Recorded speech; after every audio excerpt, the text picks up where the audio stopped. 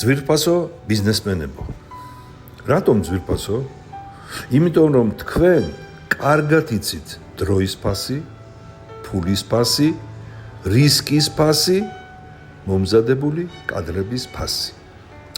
მაგრამ რაც არ უნდა კარგი კადრები გყავდეთ, თქვენ ვერ გააკონტროლებთ თქვენს ბიზნესს, თუ არ იცით სოციალური ქსელების, ინტერნეტ რესურსების, კომპიუტერის და სმარტფონის გამოყენება.